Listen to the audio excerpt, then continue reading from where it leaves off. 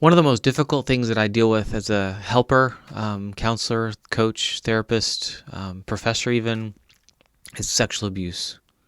Walking through some of those darkest places is one of the hardest things ever. Why do I do it? I love God's hope. I love God's grace, God's redemption story, God's plan, because He is a redeemer. One of the places I've seen so many encounter a different self and a reinvigorated future has been in who they marry. So they meet someone and they're so hurt or broken. If they face some of that past, many of that past, and then they actually help share it with that potential partner, and then the burden is shared, and then that new, usually husband, learns to be careful and gentle and slow and patient, he becomes an example of Christ in her life and changes everything for that person's future, for her future. I love that. There's too much sexual abuse in our society. There's too much not talking about it. There's too much covering up. We need to be able to talk about stuff like this.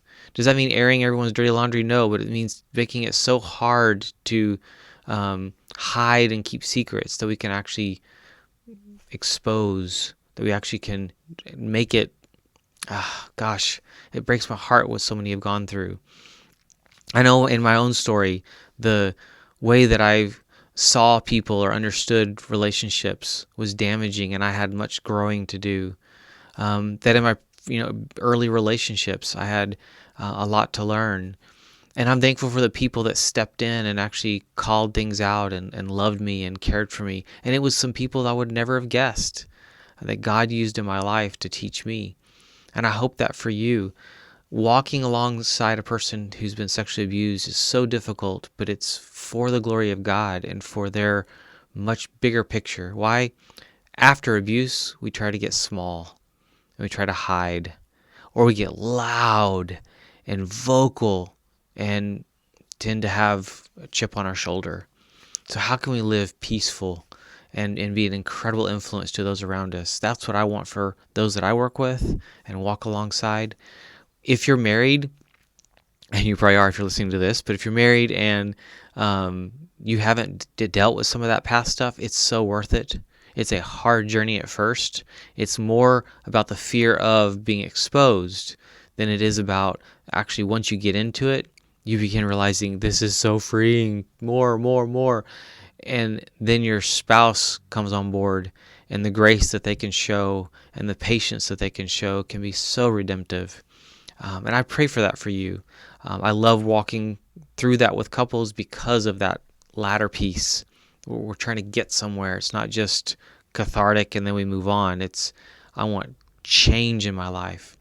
It's worth it, whether you're a teenager, whether you're a young adult, no matter what age. I've talked to 40 plus, 50 plus year olds who are just then exposing past secrets that changed how their spouse sees them. I had no idea, and I'm so sorry. And then they become that example of Christ. So bless you, your marriage, and may you build a healthy marriage and face some of these hard things. The past stuff, the words I use there, is it tends to haunt. We want to get rid of the power of that haunting and build something that actually opens us up, but also affects all those around us and our kids especially, for the glory of God. Bless you.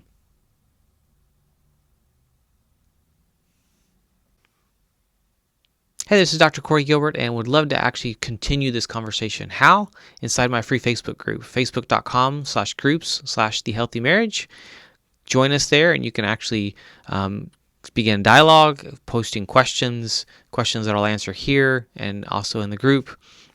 Would love to get to know you and see kind of where you're at and how we can help you grow a healthy marriage. Again, my name is Dr. Corey Gilbert with Healthy Marriage and HealingLives.com. Talk to you soon.